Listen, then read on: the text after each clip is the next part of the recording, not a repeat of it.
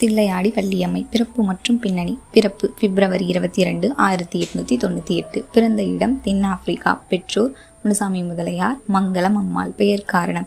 இவரது தாய் மங்களம் அம்மாள் நாகப்பட்டினம் மாவட்டம், தற்போது மயிலாடுதுறை, தில்லையாடி என்ற ஊரை சேர்ந்தவர் என்பதால் தில்லையாடி வள்ளியம்மை என்று அழைக்கப்பட்டார்.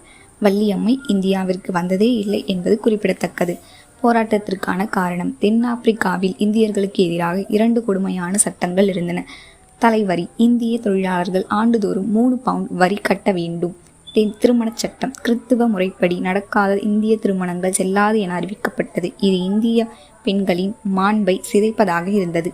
போராட்டக்களம்: 1913 காந்தியடிகள் தலைமையில் நடைபெற்ற அறப்போராட்டத்தில் தனது தாயுடன் கலந்து கொண்டார்.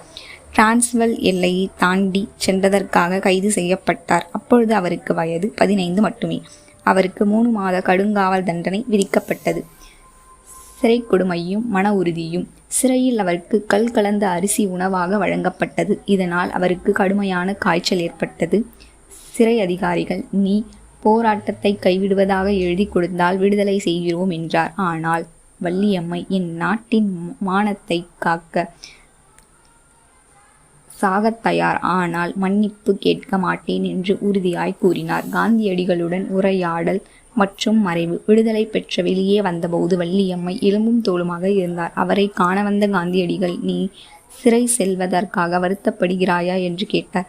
அதற்கு அவர், இல்லை, மீண்டும் கைது செய்தாலும் சிறை செல்ல தயார் என்றார். மறைவு. சிறையிலிருந்து விடுதலையான 10வது நாளில் பிப்ரவரி 22, 1914 நாளன்று தனது 16வது வயது பிறந்த நாளிலேயே இயற்கை எழுதினார். தில்லையாடியில் 1971ஆம் ஆண்டு இந்திய அரசு இவருக்கு ஒரு நினைவு மண்டபமும் நூலகமும் அமைத்துள்ளது. இந்திய அரசு 2008ஆம் ஆண்டு இவரது நினைவாக அஞ்சல் தலை வெளியிட்டுள்ளது.